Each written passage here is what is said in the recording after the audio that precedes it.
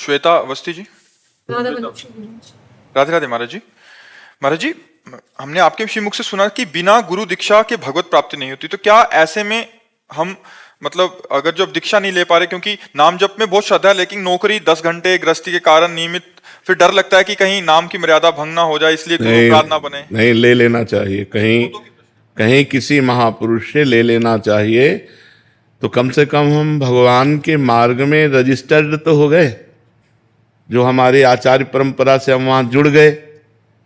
अब हमें संख्या दी गई, जैसे हम संख्या देते हैं प्रारंभ में 11 माला, अब हम 4 दिन बिल्कुल 2-2 माला ही जप पाए, काम हमारा लगा रहा, तो हम अगले बार 11-11 में 2-2 माला बढ़ाते चले जाएंगे, तो जो हमारी ये कमी हुई वो पूरी हो गई।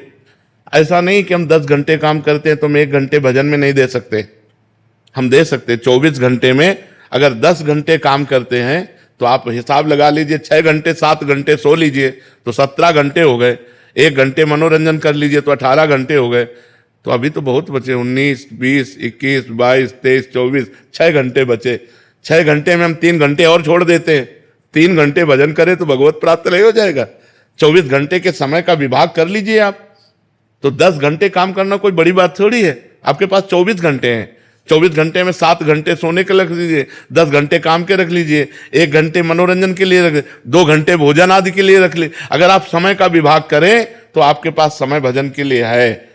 हमको भजन के लिए समय निकालना चाहिए, नहीं मृत्यु कब किस समय हो जाए किसी को पता नहीं, और मृत्यु हो गई तो सब धरा रह जाएगा। तुम्हारा काम धंधा, बैंक बैलेंस, पढ़ाई लिखाई सब यहीं की है। जो नाम जप लोगे वही तुम्हारी आखिरी उन्नति है, नाम जप नहीं तो सब यहाँ कहीं यहीं रखा रह जाएगा। हमारी बात मान लो, गुरु मंत्र कहीं किसी महापुरुष से लेकर के, और जो जितना बने उतना नाम जप करो, उसी से मंगल हो जाएगा। ये बहानेबाजी ना करो कि हम 10 घंटे काम करते हैं, ये यमराज नहीं सुनेंगे बहानेबाजी, समझ रहे ना। ये यमराज ये बहानेबाजी नहीं सुनेंगे, वो तो मार के ले ही जाएंगे। काफियों को महाराज जी प्रश्न रहता है ऐसा, क्योंकि गृहस्थ जीवन में फिर उनको एक ये भय रहता है कि अगर गुरु द्वारा जो प्रदत्त नियमावली है वो अगर नहीं कर पाए तो अपराध लगेगा, तो और हानि हो जाएगी। नहीं, भगवान के भजन से कभी हानि होती है, भगवान के शरणागत में कभी हानि होती है। हम कह रहे हैं जैसे नियमावली है तो उसकी पूर्ति के उपाय भी तो है ना।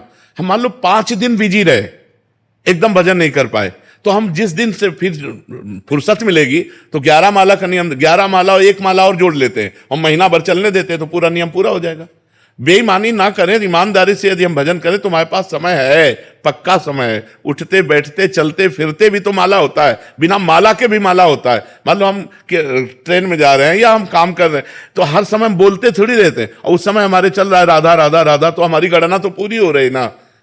ऐसा नहीं करना चाहिए कि हम गृहस्थी का बहाना लेकर भगवान से विमुख हो जाएं, अपने काम का बहाना लेकर भजन न करें, ये गलत बात है। आप गृहस्थ हो, आराम से गुरु मंत्र लो और जितना बन सके भजन करो, तुम्हारा मंगल होगा। नियम पूरा नहीं होगा तो भी अमंगल नहीं होने वाला। महाराज जी, मन छूट ढूंढता है कि गुरुदेव से छूट मिल जाए कहीं भजन में बस, और संसारिक उसमें तो हाँ नहीं, इसमें छूट ही छूट है, बस थोड़ा नियम पालन करो और चलते फिरते उठते बैठते नाम जप करो, तुम्हारा मंगल ही हो जाएगा। इसमें कोई अमंगल होने के चांस नहीं कि नियम नहीं पूरा किया तो अमंगल हो जाएगा, ऐसा नहीं, ऐसा नहीं।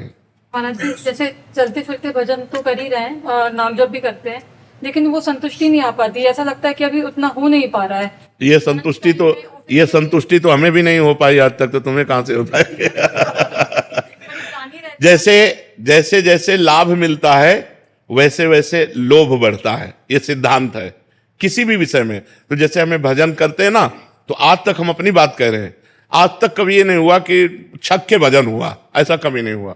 उसकी लोलुपता बढ़ती रहती है, ऐसा लगता है यार और करे। ये सब झंझट छोड़ो, रात दिन भजन करो। भजन करने पर भी भजन की भूख बढ़ती रहे, यही भजन का फल है, यही पहचान है कि आपका भजन सही हो रहा है, जब भजन करने पर भी भजन की भूख बढ़ती रहे।